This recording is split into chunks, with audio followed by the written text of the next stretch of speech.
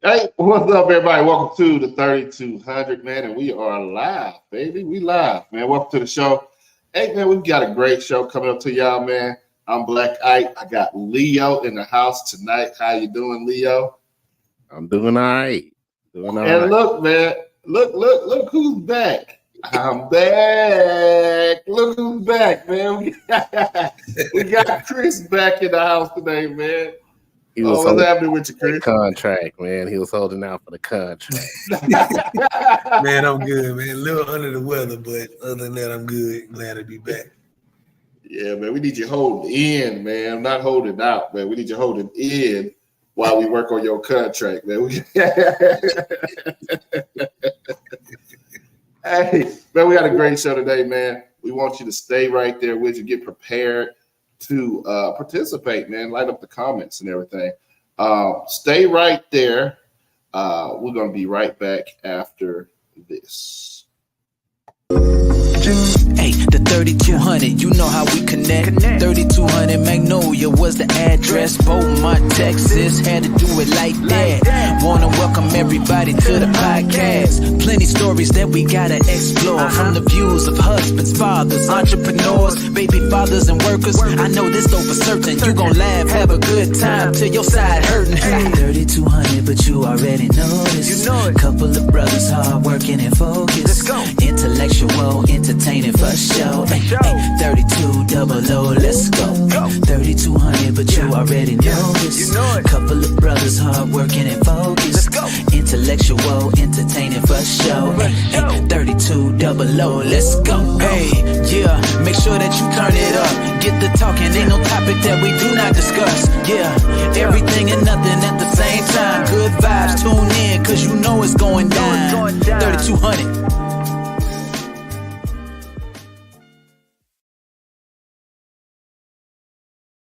All right, man. Welcome back to the show, man.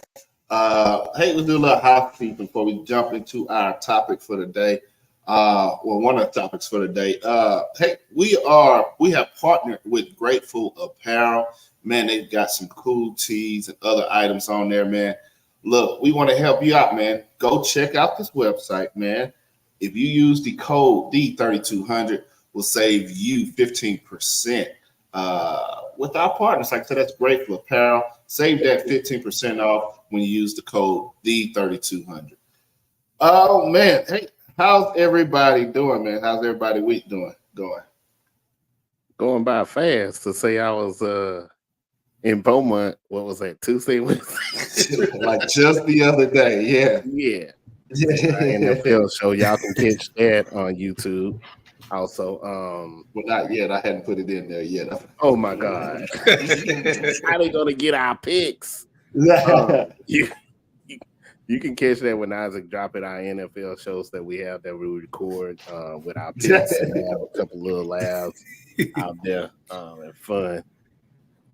So yeah, I was in Beaumont for that, and I'm back in San Antonio now. So fast week. Yeah, we been pretty doggone fast, man. I had 2 football games Tuesday. That's why I'm a horse. Got a varsity game tomorrow, so it was pretty busy. That's dope, man. Been all right, man. Been all right. Man, I've got my hat and my shades on, man. I don't know if y'all seen the news with the Colorado State coach and what he had to say about Dion. Oh yeah. Yeah, man. He said when he talked to he was taught when he was taught by his parents when he's talking to grown-ups to take his hat and his glasses off. So he was getting that Dion for wearing his hat and glasses while he's doing interviews, man. So but go ahead. To me, that's when you a kid and you're talking to grown-ups. But when you're a grown-up talking to a grown-up, you don't have to take you. I ain't gonna be out in the middle of the sun. I see you at Walmart and I'm gonna take off my hat. Well, how you doing here, sir? I mean, what the hell? Come on, Yeah. Y'all. If that's all y'all got to say for the man, if that's all y'all got to just shut up with the comments. If that's all you got to say, just penny any stuff like that. Come on, it's like practice. It's gonna be a long game for him Saturday with a comment like that. Man, that's we've got many lessons and black lessons. I'm trying to figure out what he is there. I don't know. He a little light skinned. I don't know. He looked like the Barge, man. I don't really know what. I'm trying to figure out what background he was, man. He looked a little like the Barge or something. But I was trying to figure out. I was like, that's not a lesson I was ever taught to take your glasses and hats. I'm like, me either. That's who teaching that lesson.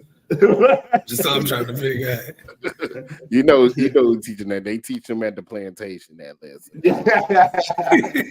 I'm like, I ain't never Candyland. Yeah. Yeah, I never heard that. Take your hat off and glasses when you're talking to grown-ups. I'm like, Deion Sanders is like 56 years old. He is grown. Yeah, he older. And that's what's so crazy about it, because I'm like, the people who you talk to behind the camera and who has the microphones, he's older than them. He's older than the people who he coaching. He maybe about the same age, or he might even be older than some of the parents out there, the kids he coaching. You know what I mean? Yeah. He's 50-something years old, like you said. Come on, man. Come on. Yeah. And so hold on. I gotta get this right. So the person who said this is a coach on the Colorado team. Colorado State. That's who they playing this week. That's who they playing this week, I think. It was a head coach. It's Colorado State's head coach. Yeah, Colorado State head coach. So last year was the same thing. Another head coach. It's like, come on, man. Yeah. Come on. They being picky, man. It's kind of funny, but I mean, that ain't gonna stop them from doing what they gotta do. Look, they should have. Deion. Yeah.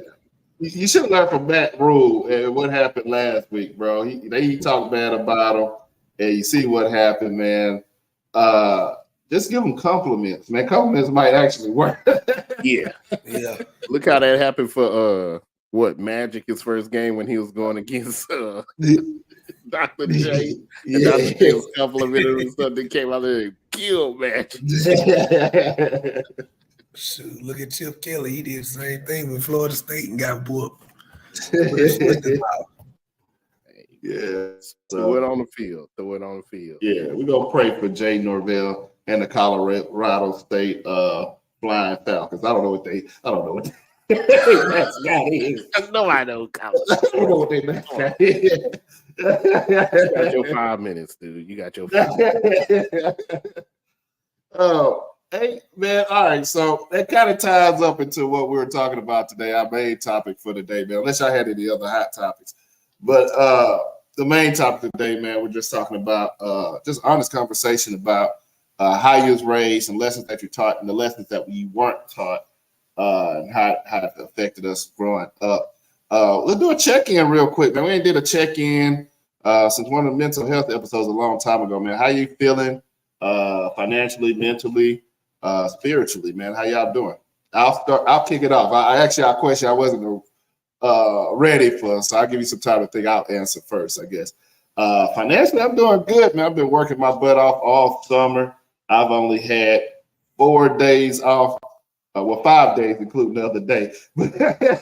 I've only had about 5 days off in the last 3 months. Been working my butt off, but I've been getting a lot of money, so financially, I'm good. Spiritually, no lie, I'm probably like financially, I'm probably about an 8.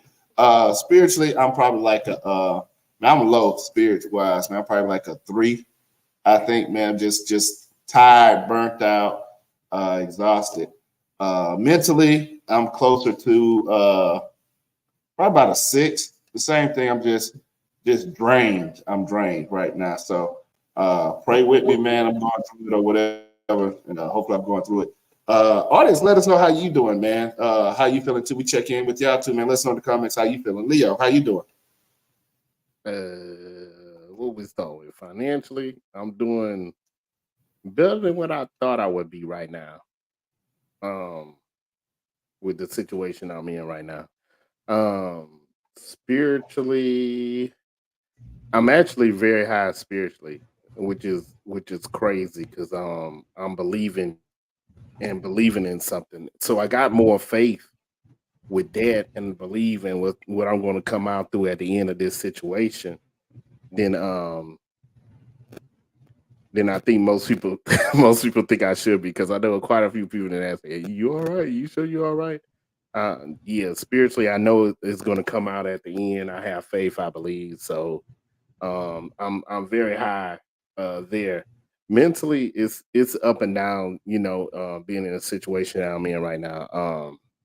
And we'll talk about it after it's all over, because that's when I want to talk and about it after it's all over. Right now, I'm going through. So going through mentally is up and down. Sometimes I'm up and sometimes I'm down, but I also is helping me out with the vision, because it's like right now, if I wasn't in this situation, I wouldn't be able to give the time that's needed for one of my sons right now. So the time and the things that he needs right now, I'm able to provide without anything distracting me, or putting him off and be like, hey, well, give me a minute, when right now he doesn't need a minute. Right now he needs Dad to be with him now. So it actually, it's God's plan. That's the way I look at it. Yeah. So mentally it's a little up and down. It's a little challenging because this is something new for me. But my spirits are pretty high. And I got people calling, ask about me and check in on me who know about the situation. And, I'll be like, I'm all right, man. We talk about it, we keep it real, and we keep it positive, which is one of the other reasons, too, why I'm not explaining the situation right now, because I don't need the negativity. You don't need the negativity. So the people who I got are positive and in the corner and everything else. And there are people who I know who will pray for me and not pray on me in this situation. So yeah, ain't that crazy though? Like I always tell people, they think I'll be joking though. I'll be like, man, when I'm at my worst, like when people at a position where people assume each other worst, like when I was at my poorest, I was my happiest. And when I'm making money, usually I'm stressed out or what, you know what I mean? And yeah. Kind of like just like I said, we're just the opposite right now. You're like, spiritually, I'm low, but money wise, you know what I mean? Hey, I've been, working my butt off and stuff, but spiritually I'm low, and you're just, you know what I mean? It's just crazy. Which, in my opinion, I'd rather have a higher spirit than what I got right now. Yeah. You know what I mean? You thinking, well, that's the thing. Everybody think money would change everything, and make everybody happy and all of that stuff, and it really don't. It complicates things. Chris, man, how you doing, man? Once again, audience, man, we want to hear from you. I know Faith Love, she already posted up. She said spiritually she's a 10, physically tired, but a 7, and emotionally she's an 8. There, she didn't tell us how she was doing mentally. Physically, babe, you a 10 in my heart. But but we want to hear from you, man. Let us know. Check in with us, audience, man. Put down 1 through 10 how you doing spiritually, mentally, not emotionally. Well, I think emotionally, but spiritually, mentally, and financially. Chris, man, how you doing? I'm gonna start probably mentally. Mentally, man, I'm real low. Cause man, it's I'm tired right now. You can see it on my face, but and I got something else I'm kind of going through. I'll talk about it another time once it comes to a head as well. Spiritually, I'm about average, so I'll go about a 5. It could be better. Financially, I'm pretty good right now, about a 7. I've changed a few things up in my budget, saving more money now, so I'm pretty good on that one there. But as far as mentally, man, I'm just drained. Yeah. I'm 5 weeks into school, and I'm like ooh, like that. So, because I've literally been working. I'm like you, Isaac. I've been working since July the 10th with 1 day off, and that was Labor Day. Yeah. That's crazy, man. That's crazy. And the thing too, because I'm usually very involved, and I'm still involved. I just don't, you know what I mean? I don't really have to, like, I only post about 1% of the things I'm involved in, and the other stuff, like I really, I do stuff in private. So people been asking me all summer, like, "Where you been? What you doing? I ain't see you doing that." I'm like, bro, I still got 4 kids, and I still, I still gotta work, and I got other stuff to do. And just because I ain't put a picture on a doggone social media thing, you think I did disappeared off the earth, or I'm going to depression or something? Like, bro, I'm doing stuff, bro. But it's one thing, and I just challenge you guys. I mean, like I said, I know y'all got stuff that everything we don't have to share with the show or whatever. But when I hear stuff like I'm going through some things, but we'll talk about it here. That's what we're trying to get away from, huh? In my opinion, that's what we're trying to get away from. That's what men always did. Like, I'm going through some things. I can handle it. I can handle it myself. You know what I mean? I think it's something you want to get away from, but it's something that when the way I look at it as the way I done learned is, I forgot BJ the Chicago Kid said in one song, he was like, you can't talk to everybody about everything. You can't talk to a person who's not good with money about money. They ain't going to help you with money. They'll help you. You can talk to them and do the opposite. If you want to look at it that way, you can. So I think it's like that. I think you talk to people, but you talk to those people who can help and guide and things like that. I don't share with the world, because then when I share it with the world, is sometimes for me in my situation, if I shared it with everybody, it'd be too much noise. That's the way I've looked at it. And mentally, it's like too much noise, too many people coming at you, blah blah blah blah blah blah blah blah blah. And then it's just I need to separate the noise, because the way I do things, I'm kind of OCD-ish when I do things. I gotta have a chart. I gotta have this. I gotta have it that way and stuff like that. If you feed me too much, then I gotta go through and decipher and dissect and all the other stuff like that. It's just too much. It's more overwhelming than the actual issue sometimes when you have the people. Yeah. Well, are y'all talking to somebody? I mean, if not the audience, but I'm saying, are y'all talking with somebody? I mean, I know that. You, a couple of other people who are, like I said, I have those positive people who bring those things to life that can help in the situation, as far as keeping me up spiritually or emotionally, or whatever. Not spiritually, emotionally. And also the ones I now have, the people who in the position to give me tips and info for what I'm going through. You know what I mean? Yeah. Yeah. Well, I mean, with my situation though, it's right now, and when I say I talk about it more later, it's more the people that know I've talked to. It's pretty much gonna get some legal stuff involved. That's all I'm gonna say. So okay. Well, that's all you just say that. When you say legal, that's all I'm gonna say on that. That's all you say. You don't need nothing. Nothing else, man. We already fighting. That's all I'm gonna say. Nah. Let's jump into it, man. Let's jump into it. Leo, this is a topic that you brought up. I think it's a very good topic, man, because there's a lot of stuff. Even like the conversation we just had, man, it's like nobody ever told you, like, hey, you got a problem. For men, us as men, nobody really told you, like, if you have a problem, there's people you can talk to. And it's still hard for me to talk to people now about anything I'm going through. I try to work through it myself, just because that's what I saw. Let's just jump into it, man. Just like unspoken conversations that families don't have.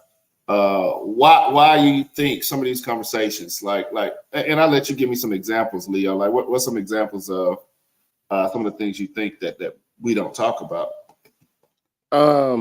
I think as far as family is concerned, I'm going to start light and then I jump into a little bit deeper. Some of the stuff families don't talk about money, finances with your kids. Everybody's like, sometimes they don't even tell you to save money. You know what I mean? Some parents don't even teach kids these things, and and how to balance out the things that was taught to us when we were kids in school. You know, they had like a little homemade class or whatever, or some kind of class or whatever. I remember it was a couple of classes I went to where it was like how to balance out a checkbook. You know, kids these days don't do that.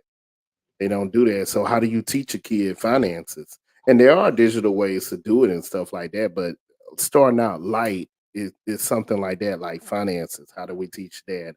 How to act in public, what's acceptable and unacceptable. You see some of these kids sometimes they get in trouble, they say something or do something, you know the parents come back behind like, I didn't teach this kid this. And it might not have been the parent taught the kid that. The kid might have learned it at school. It might have been peer pressure or something where the kid feel like, hey, I needed to do this to get more likes or whatever like that.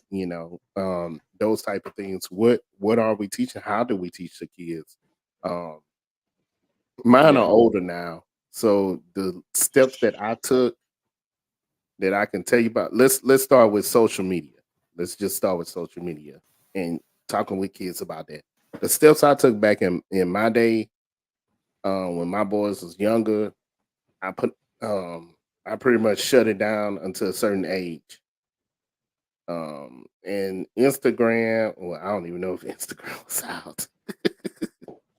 I think Twitter was. Snapchat. Thanks, babe. Snapchat. We pretty much held that up to about 16, I want to say. But they couldn't get on without knowing our password. I mean, without us knowing their passwords, and I would do extra things. Give me your phone and start checking, and stuff like that, and putting in firewalls and a couple other things that I had in place. But some of that stuff, it's harder to do now. Well, actually, it's actually either you just gotta easier, but you just gotta be that type of parent. So it's like, what do, as far as, well, we gotta skip Chris with this, but what do you do, Ike, as far as social media and your kids? And how did the conversation start with that? Because I know with my conversation, it was after an incident. So I was already behind. Yeah. Not social media. Like, I'm still teaching my kids. I ain't gonna lie. I got a 21-year-old, and there's always the lessons. Like, I see her doing stuff and be like, okay, I didn't teach you that. Let me put it to the side. Hey, look, this is how you got to do it. Like, even like she's spending no money. She's got a job. She's got school and stuff. And I really had to sit down with her one time. I was like, hey, come here. Because I had just been fussing at her. And I've been fussing at her, and I don't think the message was coming across. Because I'm like, hey, hey, you need to start paying. You need to start paying some of these bills. I'm paying all these bills, but you got these Amazon boxes coming to the house. So that tells me you got extra money. So here go the insurance, your car that I've been paying. And here go your, you know what I mean? Mm-hmm. These little things you got to pay for, trying to give us some more responsibility. And I'm just, I kept fussing at her. Every time I see Amazon box, I'm fussing at her like, here, why are you doing this? Your car broke down. Why are you doing it? You know what I mean? And I'm fussing at her. Then one day it's like, look, you never really sat down and taught her how to budget her money or do none of that. You know what I mean? Because I never really did. Just kind of like, okay, assume that you figure it out. You know what I mean? So I sat down. We went through everything, and this is at 21. Sat down, went through a budget. I said, okay, what you spending money on? We did the whole thing, and and I think it clicked. I don't know if it clicked, but I hope she took something from it. But just sitting down at that's just like that's just one lesson I didn't teach her. And luckily, she still lived with us. And I was able to teach her that because, like I said, we all ran out the house at 19.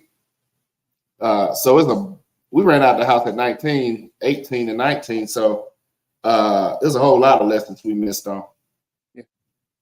And with some of the, hopefully, the parents that's watching this, like you said, that financial thing is big. I taught mine early, and they still struggle because no matter how early you teach them, you have to apply that lesson.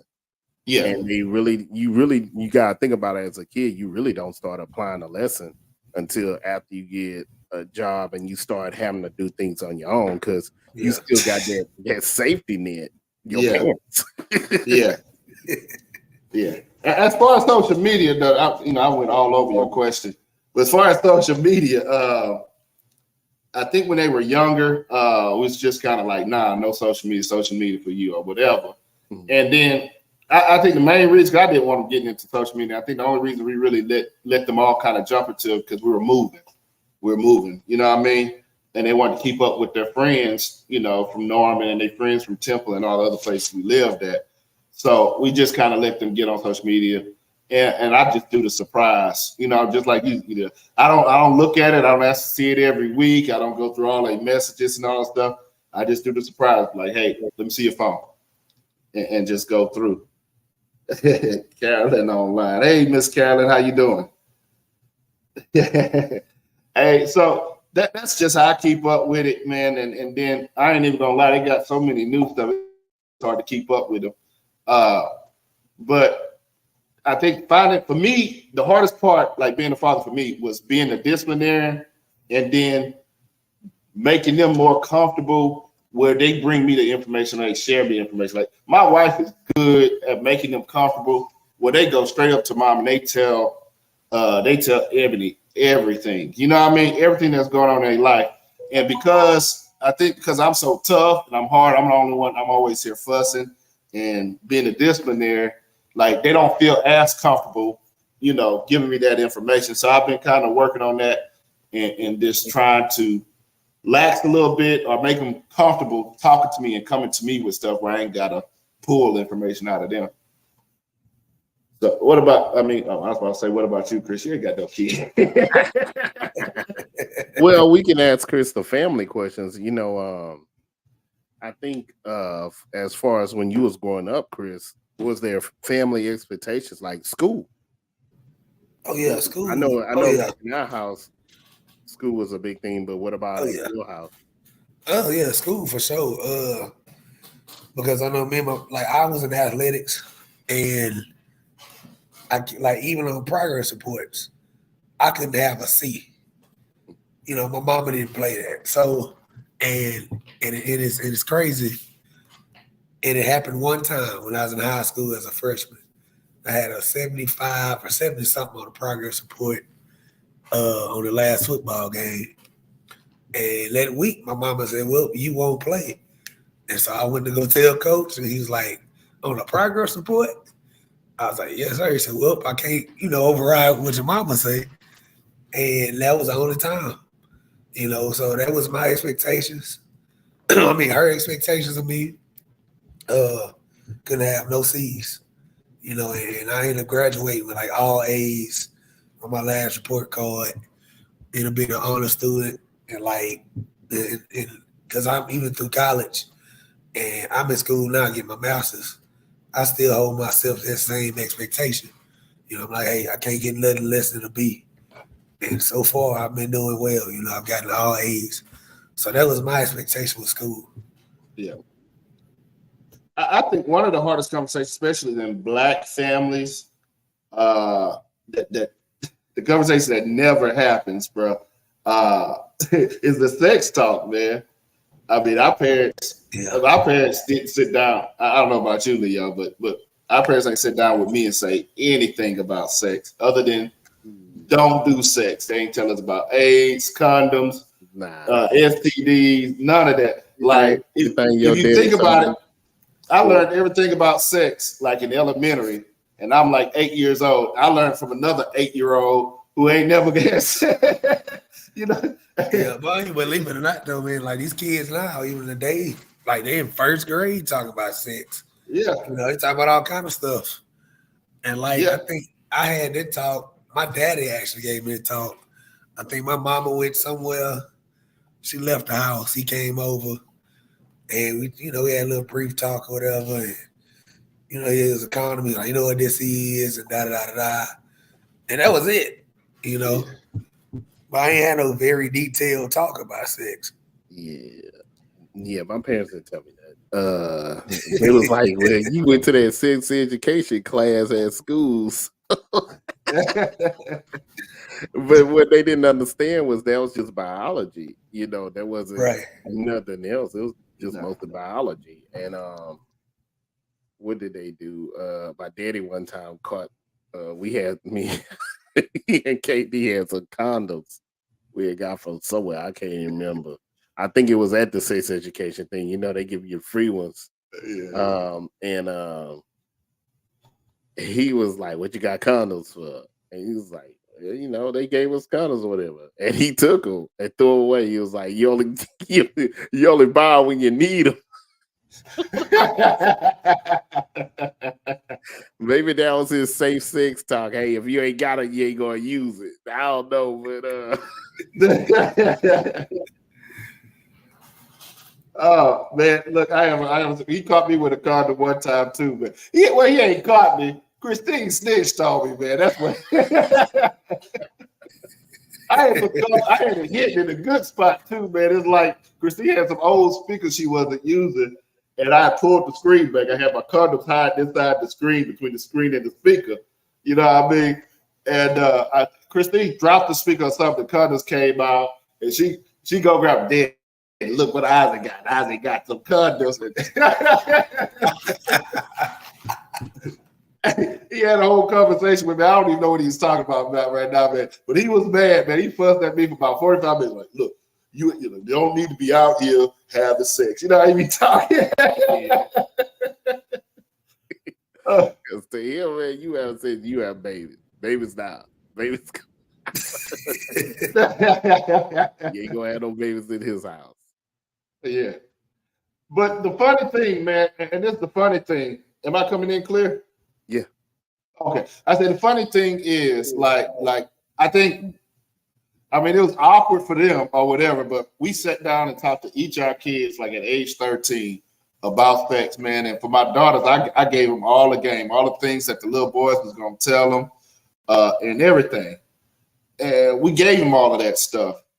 And I was just looking at your son, Leo, Tuesday and talking with him, and how he's treating his girlfriend and stuff. I'm like, bro, I said, you way ahead of us. You know what I mean? Like when we was that age, like we wasn't trying to be faithful to a girlfriend or whatever. We you know what I mean? We was out here because this is what we was taught and this is what we seen. But just, you know what I mean? He see your relation, he see his uncles, and he see everybody else. And just for him to be like committed to a girlfriend the way he is, like he ain't even looking around or nothing else, man. I think it's pretty dope. Yeah. Yeah. But it's like you said, it's a different environment. The player, the pimp, they were all praised. Mm-hmm. In our neighborhood. And you didn't have too many fathers around. You had more of those players and pimps and everything else, those type of people doing those type of things around. Now you have more fathers that's actually being in the kids' lives, so things are changing, and it's pretty good. Okay, Miss Callie. that was old. We gotta have a sex talk with her. It's a little too late now. Nah, even my son Akel, man, he be telling us, and we be like, okay, he be like, yeah, this girl like, okay, why you ain't talking to me? She too ghetto. She ratchet. I'm like, well, she cute. He's like, it don't matter. She ghetto. I'm like, yeah, so you got standards, man. Hey, my oldest son, I forgot how old he was. I think he was middle school. He told me some girl liked him. And I was like, so what was wrong with it? Because he was like, man, I ain't messing with her. And I was like, why? He was like, she can't even spell my name right. She can't spell my name right. Hey, that's right. I was like, our last name ain't like a normal name, son. It ain't like Smith. You know what I mean? Yeah. And he wasn't having it. He wasn't having it. He was like, hey, she can't take the time to figure this out. She don't need. Hey, man, I'm proud of my cousins. They understand this.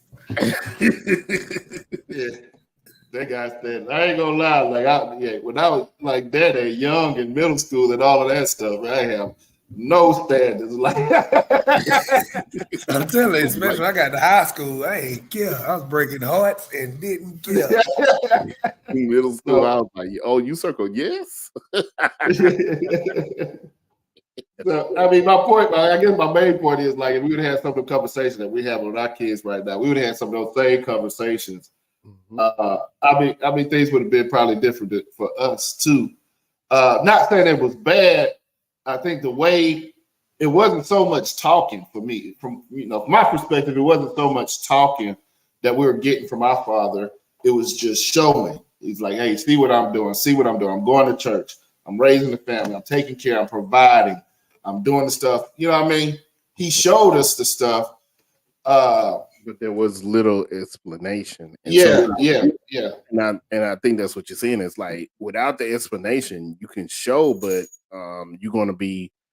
it's gonna be why you're doing this, or it's gonna be maybe I can do something better when he's actually showing you the best way. That might be the best way. So you went down a road where you had a lot of bumps and bruises just to come back and do it his way, but it wasn't explained. Where nowadays, go ahead. Even for like the stuff like he couldn't afford, like there's never explanations like, hey, Dad, hey, they doing this at school. Can I get this? Can I do that? And just no explanation. But if he would have said, like, even if our kids bring us something right now and they'd be like, hey, we need that. And I'm looking out like, okay, I tell them like, hey, if we can do it, we're gonna do it. But hey, I've got this going on. We got this financially. Hey, Kira's going to school. We're paying for school. You're getting ready to go to school. I got to pay for your school. We're trying to do this. I'm explaining. I don't have to tell them that because, I think that's what that old folks used to tell us. Like, that's grown folks' business. That's none of your business. Gotta explain that to you. But I'm letting them know, like, hey, this, that. I think I think they take it better that way and they understand a little bit more. Like, okay, Dad wants to do this for me, or he wants to give this or do this thing for me. But he's saying he's got other things, and I understand that. You know what I mean? Or, I think they take a little bit better with that explanation, like you were saying, bro. Yeah, definitely. Which to me, sometimes I look at them and I'll be like, they're a little bit further on top. But they're further on top because we gave those explanations and we showed, like I said, I started with the finance with the boys probably about, I think Jalen was 13. And I pulled out, like I said, I keep spreadsheets and stuff. So I got all my finances every year on spreadsheets out, written out. I also put on there our accomplishments every year. Like if I paid off a credit card or whatever, that's on there that year. So I can look back in the years and see that, see the progress we made. So I pulled it out. I'm like, hey, they got this. This is where my money going. This is this is things you will have to pay for as as you get older. And like I said before, they're not gonna feel it until they have to apply it. Yeah. But you kind of getting them ready. And I would show them all the time, it's like, hey, this, that, I remember having to show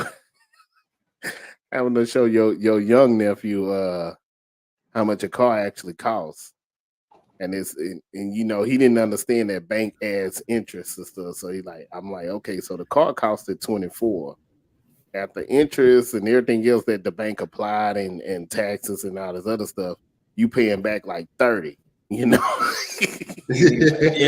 I remember that, Leo. I tried to explain it to him too. Yeah. That's what I was saying. You gotta keep, even though you give them the lesson, you gotta keep giving them the lessons. But those are the things that my daddy never did. I went to that little Green Ranger I got. Man, I got royally screwed. I think that truck probably was $10,000. By the time I paid it off, it was like 25. The interest rate and everything else that they did, I didn't know. Yeah. I just went in there by myself and got a truck. So the things I know now is better, but I bring them now, I teach them now, and try to teach them, and try to let them learn. And also with when the oldest one was, and that's the thing too, like you said, after they get in their 20s, they still need that help, to understand. Because with the oldest one, I had to go all the way to Montana to help him sort things out with him getting buying his first vehicle.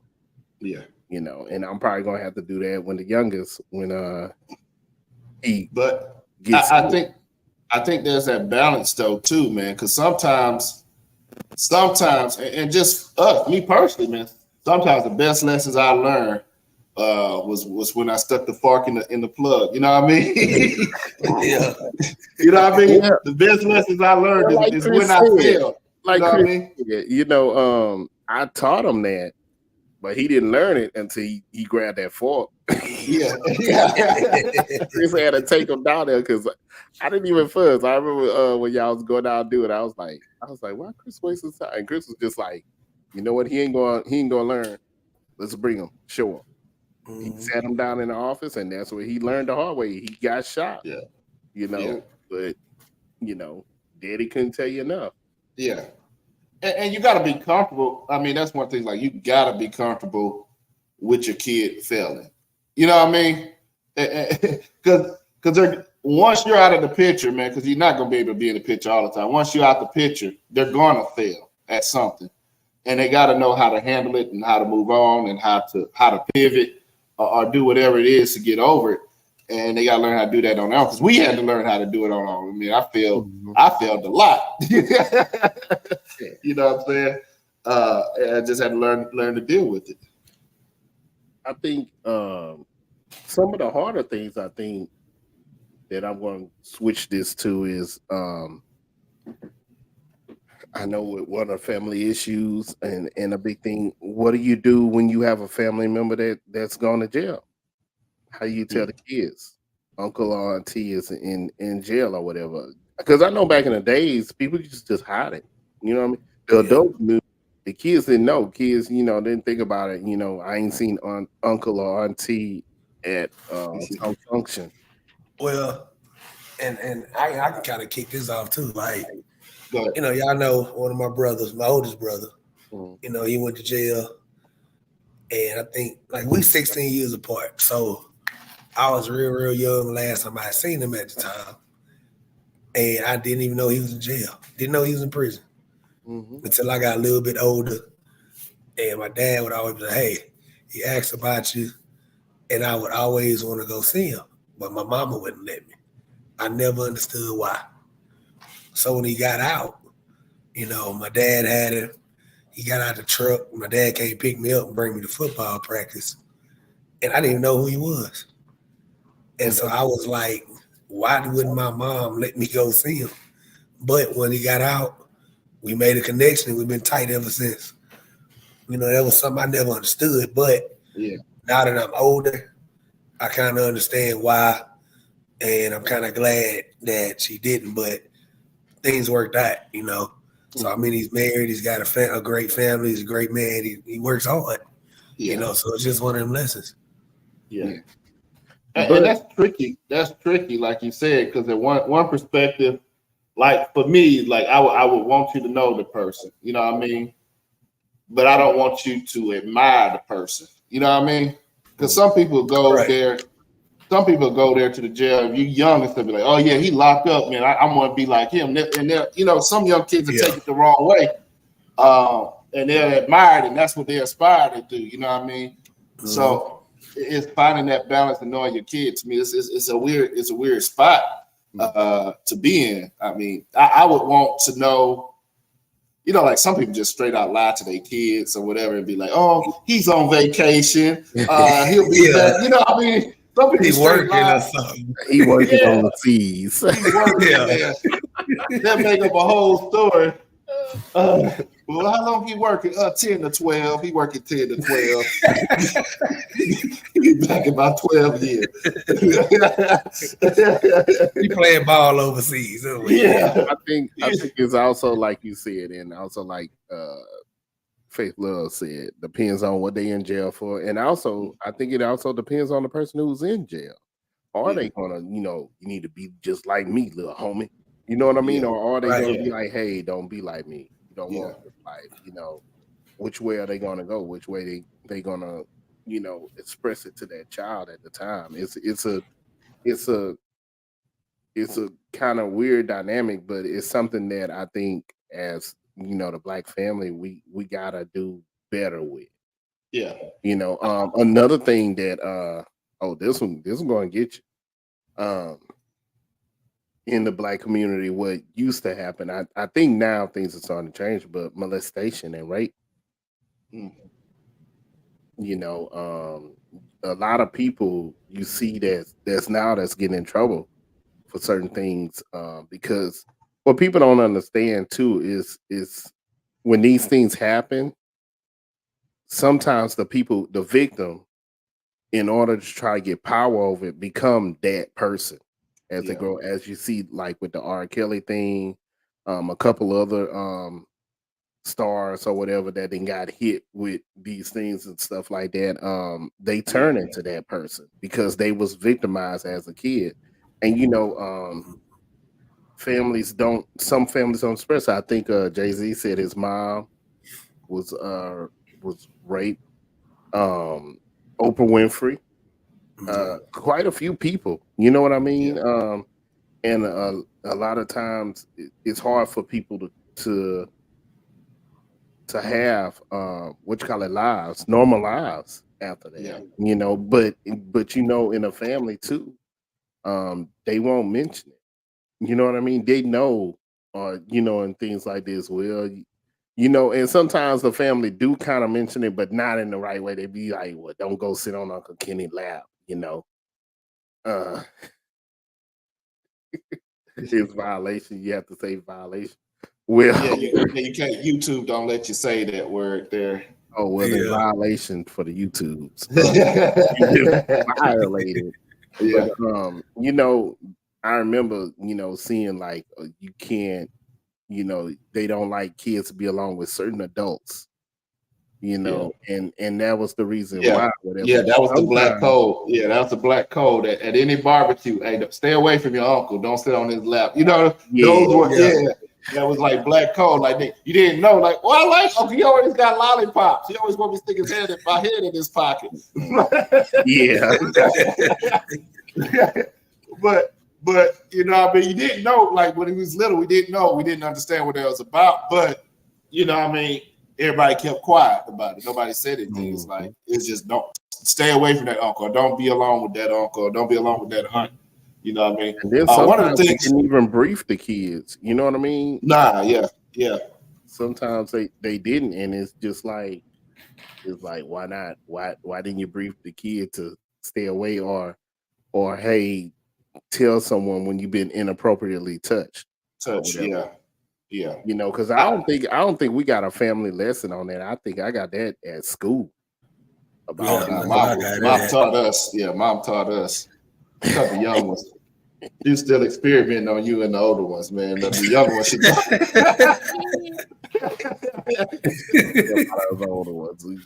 We just got touched all day. It was normal in those. I mean, even with the telling the family member, I feel like a lot of kids who have been violated, they'll be like, oh, you had that family member, but oh, don't tell your mom or don't tell so and so.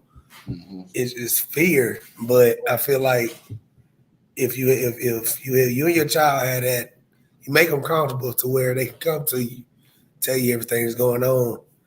I feel like a lot of that kind of that issue will get resolved. And hopefully some of these cases like that, the incidents are kind of stop, because I mean, everybody got a family member somewhere in their family, but like, hey, don't be alone with him or keep your eyes on him when your child is over there. So that's my opinion on that one. Yeah. And one thing that you said earlier, Leo, that kind of resonated, man, with me was the little phrase like "Don't be like me."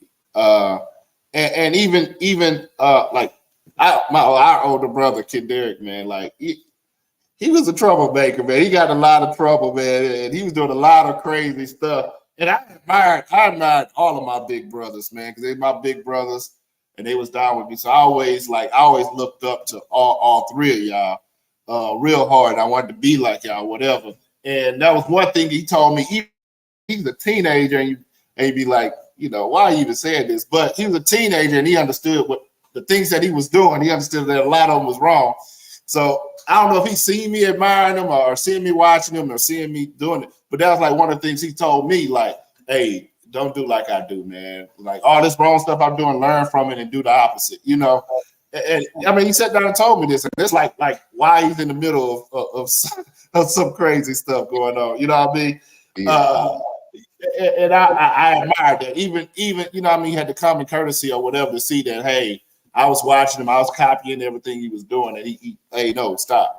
Don't do like me, man. You see, I'm getting in trouble for all this. You see, I keep making the wrong decisions in my life, man. I'm making them. You don't have to make them. You know what I mean? So that little phrase right there, man, it helps a lot, man. It kind of steered me away from doing some of the stuff that he got in trouble for. Well, all of y'all, everything y'all got in trouble for, I stayed away. I've made new trouble. Well, he didn't try this. Let me. I think I'm the family member where people tell their kids stay away, but that's because I beat kids. Can I say beat kids? I don't think YouTube about against him. Don't act up around him. I think I failed Jonathan though, man. I should have talked to Jonathan more, man. I don't think nobody talked to Jonathan about no power. They just forgot everybody was out doing their thing, and he was the youngest. So all right, then I guess. I don't know, man. I think well, my brothers did a pretty good job with exception that doggone Sean. You know, he's the troublemaker of my daddy's children, but for the most part, like with Josh, I had pretty good examples of what not to do. Cause I would see him get his butt whooped, and I was like, "Yeah, it looked like it hurt, so I ain't gonna do that." So that's what kept me out of trouble, seeing him get whooped and hollered and fussed at a lot. So, yeah. So I guess I was gonna say when John Real got hit on the head with that mop, Grandma broke that mop on John Real head. I was like, I don't know, whatever he did, I'll make sure I don't do that was the first thing she grabbed was the mop. I was like, must have been the closest thing to it. Yeah. She just came in the house and kept walking, grabbed it and kept walking. Okay, he was about to go down. I think just probably is like one of the last questions is, and Chris, you can answer from how people reach out to you, but how did they orchestrate? How did they start these conversations? And is there like an easy way, like for a new parent or parents, you know, to tips for them to start these conversations? For you, Chris, it would be when you had these conversations, what are some of the things that your parents did to make you feel comfortable enough to open up? I think for me, how you orchestrate those, I think just be authentic. Like, you know, they got these books and they got the videos and everything, and you sit your kid down and be like, "Hi, Johnny. Tell me about," you know, your kids can, you know, they can sniff out the fake stuff. They can sniff out if you're really concerned or whatever. I think if you're having those conversations every day or whatever, and you're talking to them every day, not just when they seem sad or when they're happy, just initiating and starting that relationship, I think it becomes easier. If you don't say nothing to your kids and you're only talking about sports all the time with your kids, or you're only talking about whatever, schoolwork with your kid all the time, and then when they're emotionally going through something or whatever, and you could tell, and you try to have that conversation, it's going to be harder to get that open. But if you're talking about their emotions every day, talking about the stuff they're dealing with every day, that conversation almost become naturally. And then sometimes you don't even got to initiate the conversation. They come to you. Like I was talking about my wife, man, like my kids, whenever they're going through something, she's got that relationship with them where they come to her and be like, "Mom, this is going on and this happened," or whatever. You know what I mean? But like I say, if they're comfortable and you're doing this stuff every day with them, you're talking to them, and it's authentic, it's most time it's easy to have those conversations. Yeah, for me, I would say with my parents, like it was just like, especially my mom, even to this day, you know, and what I see with a lot of parents now, they being more of the child's friend instead of a parent. But my mom was like, she always, hey, I ain't your friend, I'm your parent. And when I was younger, I didn't kind of quite understand it. But with my parents, they always had that relationship with me. You know, they'll be like, hey, what's going on? You okay? All right.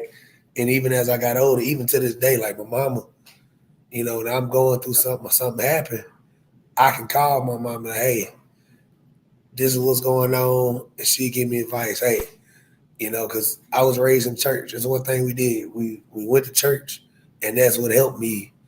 And now that I'm older, I'm able to say, hey, I can pick up the phone. Hey, I got this going on. She give me advice. Hey, pray, talk, you know, give it to God or whatever. It's going to, you know, things will work out. And now that I'm older, you know, because I'll be 30 in a few months, I appreciate them lessons. When my daddy, when I got 18, like I saw a whole other side of him. Like just one day, we just had a conversation. I was like, man, what has been at the last 18 years?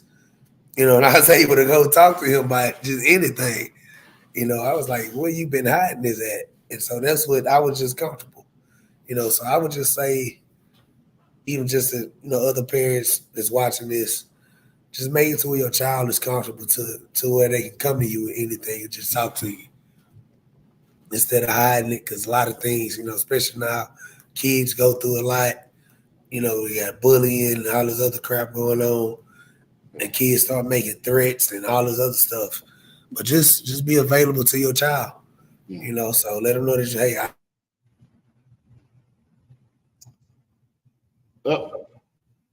yeah, that's dope. I didn't know if he was done or he muted himself or whatever. Hold on. Did y'all hear any of that? Yeah, we caught him. Okay, I'm making sure I wasn't on mute the whole time. Yeah, man. I you know what? I do it old school style. I do the old school Uncle Phil slapping him back in the head, be like, "What the hell?" Nah. Now I was gonna say one thing with Chris, man, because it kind of, you know, something. I said, you know, I'm lacking on that because I don't really, you know, because we have so many brothers and sisters. So whenever we having a problem, I'm calling my sister, I'm calling my brothers, and I'm talking through them. Like I hadn't talked to my parents. Like I talk to my parents, but I don't talk to my parents like that. You know what I mean? I don't have them type of conversation when I'm going through some problems over there. I don't never had them talks. I hadn't had that kind of conversation with my parents in a long time. I put that, I say it like that. Well, it depends what it is, though. Yeah. Well, but like that's still, it kind of, you know, maybe I should. You're a big family. You have so many options. Yeah.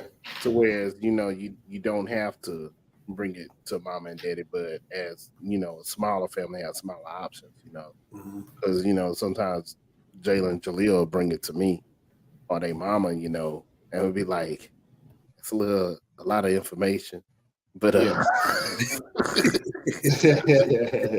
I don't know if I wanted to know that, but you know, you gotta work it through as parents. But also, like you said, I also know too is like, each other only got one option, and that one option might not be the best option for that situation. You know, especially with mine because, as both of y'all know, one of my child is on far left and the other one far right. They are total opposite of each other. So each other giving each other advice is going to be, it's not going to feel natural for them. It's not going to feel natural. But sometimes you just need somebody to listen. You know what I mean? Or somebody be like sometimes I'll call one of y'all, tell y'all something like, bro, this is going on at work, man. Am I crazy? Am I wrong? Tell me.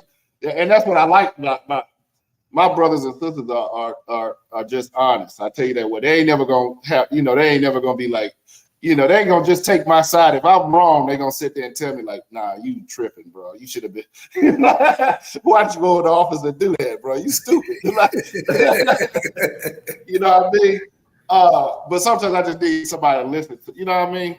Even with, you know, even with the marriage and stuff. Whenever me and Ebony, if we're going through some stuff, like, okay, let me talk to somebody because I might be tripping. I might be wrong. She keep telling me I'm wrong. I think I'm right, but let me hear somebody else tell me I'm wrong too. But I think I don't know. Sometimes you just need somebody to listen, even though they are opposite of the spectrums. I think, you know, when you and Nisha gone, that's all they're gonna have. You know what I mean? They're gonna have each other. Yeah. They'll come to, as far as just listening, they can do each other like that. But I think sometimes with their advice, they be like, I ain't talking and right now. That's part of the conversation too. Is like sometimes people don't want advice; they just want you to listen, or they just want to get it off their chest. You know what I mean? Just trying to figure that part out. Like I think I'm learning that from my wife because I always try to fix what she tells me. She does. I just want you to listen.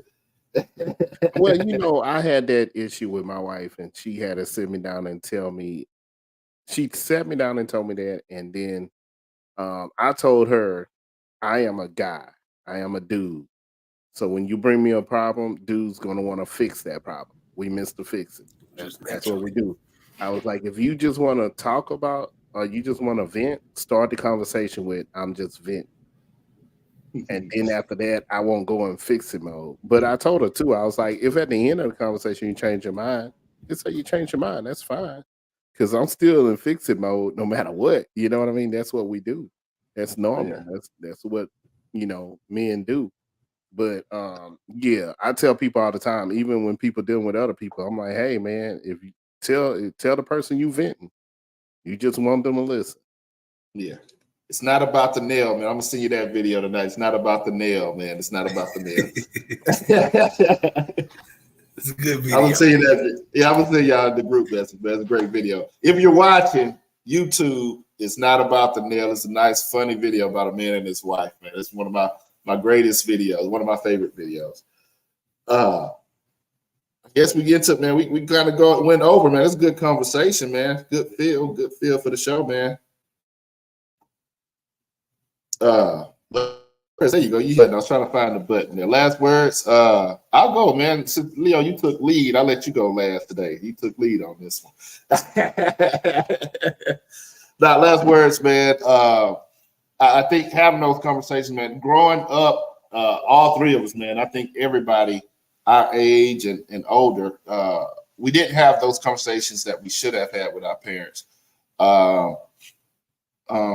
And conversation we should have had with other people too. But it's never too late. It may be too late for you to have those conversations with your parents, but it's not too late for you to have that conversation with your kids. Like take your time, create that relationship. Like Chris was saying earlier, man, be a parent when they need you to be a parent. When they get to the age where you can be a friend, when they're at that stage or whatever in life, where you can be a friend, then you be the friend. But as growing up, when they're a child and they're still learning life, they need you more as a parent than a friend. So be that parent they need. Have those conversations. Talk to them, man. I tell you, if I learned half the stuff I learned from my parents and not from the streets or my friends and all of that stuff, or from TV or from the little scrambling channel like that channel 69, the little scrambling channel. Hey, I probably would have been better off, you know what I mean, growing up. So it's never too late to teach your kids, teach your grandkids, man. Let them learn. Chris, what you got? Really ain't got much. I would just say just be there for each other. Know when to listen, know when to give advice.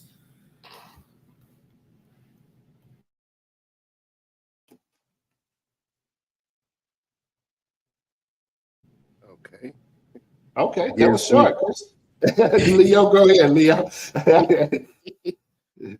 Yeah, I think it's a new day, it's a new age, like the song say. Be mindful, be open. It's okay, to be mindful and be open for your kids. But also understand, no matter what book you read, no matter what class you go to, what videos you watch, your kids aren't exactly going to be that cookie mold that this book is portraying. You're going to have kids with certain things like this and certain things like that. So those things are good as like guides or whatever, are helpful hints and stuff like that. But your kid is your kid. They are your type of special. They grab your special and that other person you was with special, and they just got it together. It's in there and mashed up. So be open. Be open about your family. Like Chris and Ike said, I think when the kid gets to a certain age, you can be a little more mature with the kid with your conversation. You know, you can't have a 17-year-old and you like, oh, Buki, blah blah blah. You don't want that. You don't want kid talk with them, because while you're Buki and goo goo gaga with that kid, the world is going to punch your kid in the face, and it's going to hurt a lot. So you can prepare that kid and make sure that kid is either moving, ducking, and weaving, or either blocking his face so he don't get hit in the face. So that's all I gotta say about this. Be open as a family. It only brings the family together and keep the family growing. Hey, good show, man. Thank y'all. Oh, man, thank y'all. Everybody. Miss Carolyn, we hadn't seen in a while. Thank you for watching, Eb. And everybody else who was lighting up the comments, man. Appreciate y'all watching. Make sure, if you hadn't already, make sure you hit that like, share, and subscribe button. If you're watching on YouTube, hit that notification button so you can know whenever we're at new videos, man. Thanks, Leo. Thanks, Chris, for being vulnerable and sharing your stuff today, man. Everything was pretty good. Thank y'all again for watching, and we'll see you here next time on the 3200. Peace. Hey, the 3200, you know how we connect. 3200 Magnolia was the address. Beaumont, Texas, had to do it like 3200, but you already know this. You know it. Couple of brothers hard working and focused. Let's go. Intellectual, entertaining for show. Hey, 32 double O